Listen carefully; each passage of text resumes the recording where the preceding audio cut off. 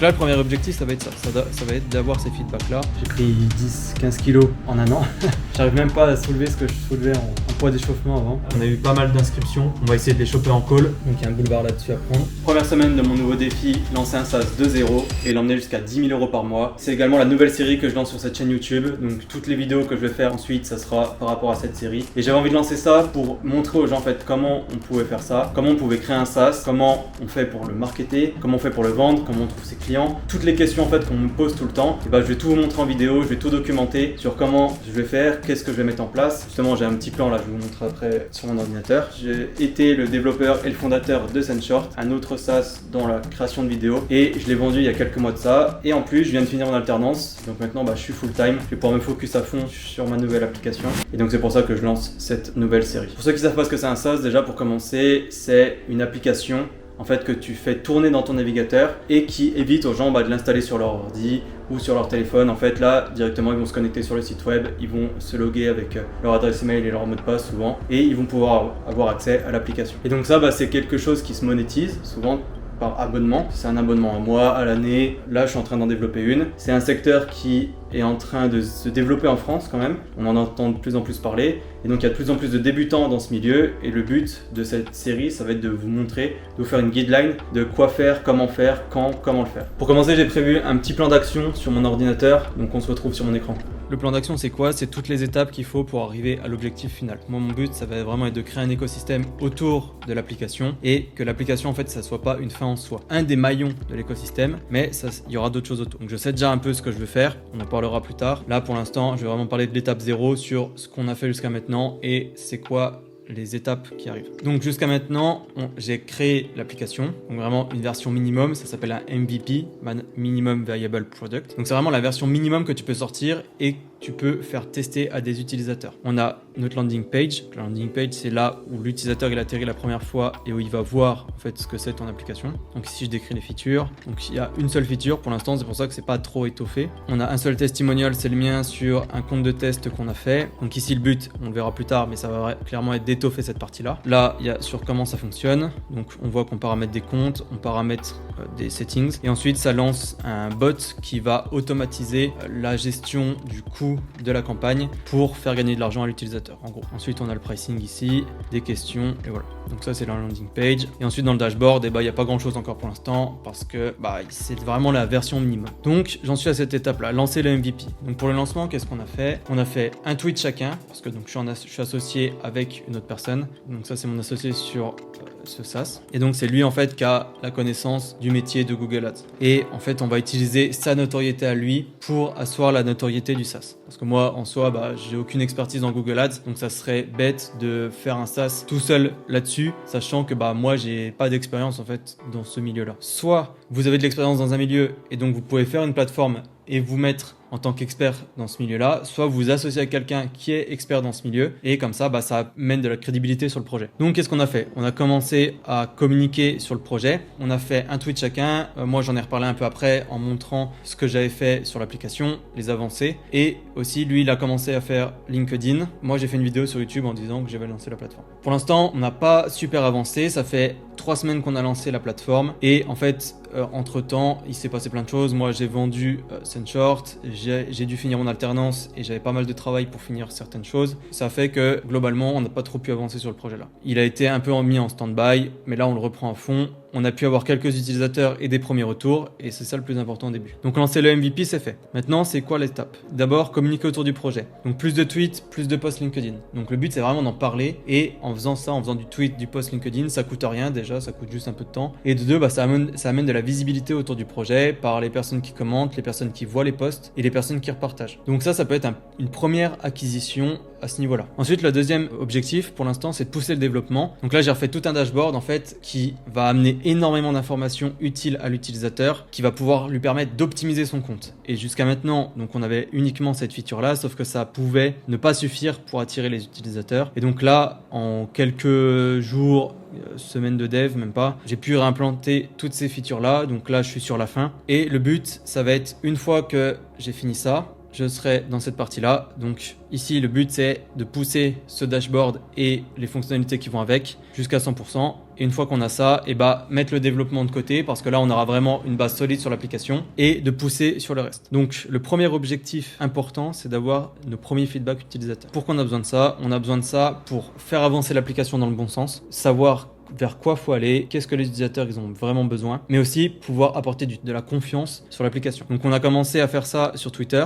Carly commence à faire des case studies en fait de comment il utilise l'application pour avoir des résultats sur ses comptes. Et le but, donc là, on a eu un premier retour d'utilisateurs super cool. Donc nous déjà, en plus, ça nous encourage à continuer. Et c'est d'en avoir d'autres comme ça et d'avoir des tweets publics qu'on pourra afficher sur notre landing page. Donc le but, c'est d'en avoir 5 pour que ça commence à faire une bonne base de confiance pour les utilisateurs. Comment avoir ces premiers utilisateurs-là? Le but, ça va être d'aller les contacter. Je vais aller les contacter directement à la main et leur offrir l'outil. En leur offrant l'outil, eux, ça leur enlève le risque de devoir payer quelque chose qui leur convient pas. Et si ça leur convient, nous, ça nous permet pour pas grand chose en fait d'avoir des avis et ces avis-là ils vont être précieux pour bien commencer. Donc là, le premier objectif, ça va être ça va être d'avoir ces feedbacks-là, de pouvoir obtenir ces avis pour avoir la confiance. Donc ça va être la mission de cette semaine. Hard focus sur le dev pendant 1 ou 2 jours, je pense, peut-être 3 pour vraiment bien finir, pour ensuite attaquer la suite. Parce que sans avoir fini le dev, pour l'instant, pour moi, ça sert pas à grand chose d'aller vers la suite. Une fois que le dev sera fini, il y aura beaucoup plus de valeur à montrer.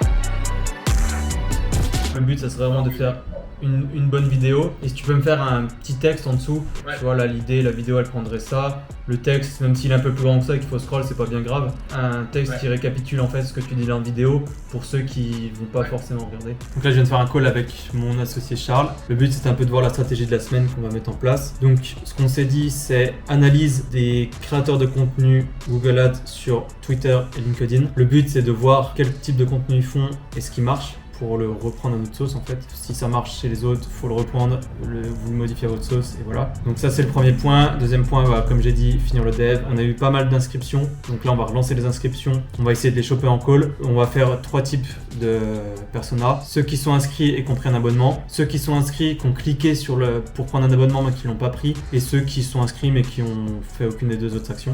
Donc le but ça va être relancé par mail, essayer de choper un call avec toutes ces personnes là pour savoir pourquoi elles n'ont pas pris d'abonnement, qu'est-ce qu'elles attendaient de l'application, etc.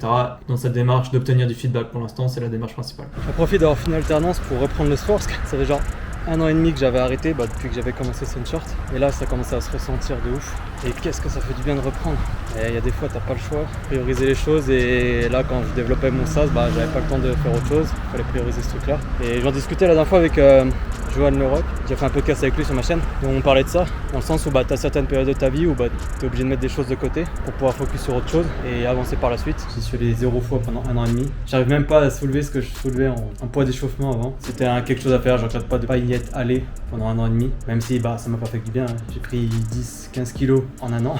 Donc ça a pas fait du bien, mais je regrette pas dans le sens où c'était nécessaire à ce moment-là. Et ça me permet de faire ce que je fais aujourd'hui, de kiffer. Si je devais le refaire, je le referais comme je l'ai fait dans le passé. Et ça vaut pour le sport, mais ça vaut aussi pour tous les domaines, peu importe. Quand tu veux lancer un projet comme ça, en fait, t'es obligé de faire l'impasse sur tout un tas de choses. Les séries, etc. J'en faisais plus, je jouais plus aux jeux vidéo. Des sorties, j'en faisais quelques, je me suis pas privé non plus. J'en ai fait quelques-unes importantes, mais la plupart, je disais non pour pouvoir bosser. Si tu bois, t'es mal le lendemain, donc au final, tu perds énormément de temps. Et quand t'as un boulot à côté, c'est du temps que tu peux pas forcément te permettre de perdre. Des fois, tu es obligé de faire des concessions sur pas mal de choses. Et c'est un choix à faire à un moment dans ta vie, quoi. Si tu veux avancer, si tu veux construire des choses, tout le monde passe par là. Et ces choses-là, tu les retrouveras plus tard, une fois que tu seras établi. J'ai fait qu'un SaaS pour l'instant, tu vois, je suis pas pro non plus. Et je suis encore très loin de ce que je veux obtenir. Mais j'ai déjà ça, tu vois, de ce que je veux. Et c'est déjà beau, quoi. Et donc là, une des stratégies pour voir un peu ce qui se fait dans notre niche, c'est d'aller récupérer les profils Twitter, LinkedIn, YouTube, d'aller récupérer les newsletters qui se font dans notre domaine. Je suis en train de commencer à faire un sheet avec les URL LinkedIn, YouTube, Twitter, les newsletters à récupérer. Et le but, ça va être vraiment de faire une étude de marché, voir le contenu qui se fait, les recycler sur le compte de Charles pour qu'on ait une idée de contenu illimité en fait, et qu'on soit jamais à court et qu'on fasse 2 posts par jour sur tous les réseaux, et même ça alimentera après le blog qu'on va créer sur l'application. Hier soir, on a fait une analyse un peu des réseaux des personnes qui sont dans notre niche pour voir ce qu'ils font, comment ils le font, et on s'est rendu compte déjà sur LinkedIn, il y a un boulevard en France dans notre niche parce qu'il n'y a pas beaucoup de mecs et le peu de gars qui y sont, ils font pas de stats, donc il y a un boulevard là-dessus à prendre. Et sur Twitter, il y a pas mal d'anglophones, donc l'idée c'est de voir quel type de contenu il fait, quel type de contenu marche chez eux, et en fait juste de le reprendre chez nous. On s'est fait un mini CRM sur Google Sheet, juste histoire de tester quelques trucs. Donc là l'idée c'est pour contacter les personnes qui se sont déjà inscrites sur la plateforme, avec le type de la personne, si on les a déjà contactés, et le but c'est vraiment de récupérer un call avec eux pour lister c'est quoi leur point de friction sur l'application, qu'est-ce qu'on doit faire pour améliorer, et pourquoi ils ont pris, pourquoi ils n'ont pas pris. Donc améliorer ce point-là. On a sorti une bonne feature pour compléter ce qu'on était en train de faire, la AdSpell Academy. Donc le but c'est d'apprendre aux gens en fait à mieux utiliser l'application et à mieux utiliser Google Ads. Et ça c'est quelque chose en fait qui est assez recherché dans le sens où sur les autres sites, les recommandations elles sont compliquées à comprendre et surtout en fait c'est illisible. Ça fait pas plaisir, donc nous on fait mieux que les autres, on fait des vidéos, on fait des textes mieux écrits, mieux affichés et les données aussi mieux affichées sur le côté. Pour l'instant c'est de la recommandation générale, on verra plus tard pour faire la recommandation individuelle en fonction des stats de l'utilisateur, mais pour l'instant ça suffit. Et l'idée après c'est de pousser la AdSpell Academy d'un côté, donc ça c'est un peu dans les plans pour plus tard, on verra par la suite. On a pas mal avancé ces derniers temps, là le dev, encore quelques trucs à faire pour que ça soit vraiment clean et qu'on puisse vraiment sortir le truc comme on veut le sortir, donc pour l'instant je sors pas de match tant qu'on n'a pas fini ça.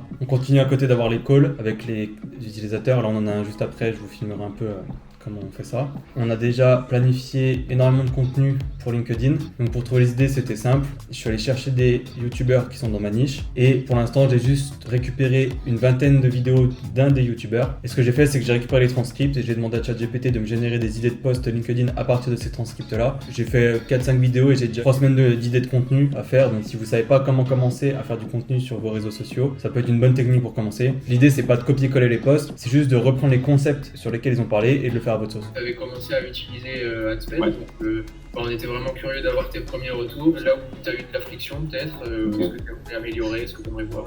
Bon, déjà niveau interface ça va, c'est carré, c'est fluide, c'est simple, c'est sobre. Pareil pour l'installation, j'ai pas eu de soucis. Après niveau résultats, c'est vrai que j'ai pas tellement de résultats. Tu vois, dans les statistiques, j'ai que 3 € d'économiser sur ma campagne sur les CPC de marque. Un outil qui est assez cool. Après pour l'instant il n'y a que l'outil Big Wizard, hein, c'est ça, il n'y a pas d'autres features pour le moment. C'est pas mal comme retour à avoir. En fait, c'est ça, c'est le truc, c'est qu'on peut pas afficher le coût qui a été gagné par rapport à si tu avais laissé la campagne normalement. Quoi. Exact. Du coup, on sort du call avec la personne, c'est super intéressant parce que ça nous a donné une belle idée pour améliorer l'outil. Donc c'est pour ça, dès que vous pouvez, essayez de faire des calls avec vos utilisateurs et en fait, vous allez avoir des nouvelles idées par ce qu'ils vous disent, parce que eux-mêmes auront des idées pour le tool. Donc franchement, super cool. Et en plus, il va nous tenir au courant s'ils pensent à différentes choses. Donc n'hésitez pas à contacter vos utilisateurs. Moi, je vous laisse là-dessus sur cette semaine parce que ce week-end, mon meilleur pote et ma copine ils m'ont prévu un truc pour mon anniv. Donc ça va chill tranquille et je vous retrouve la semaine prochaine avec sur quoi on aura avancé. Ciao.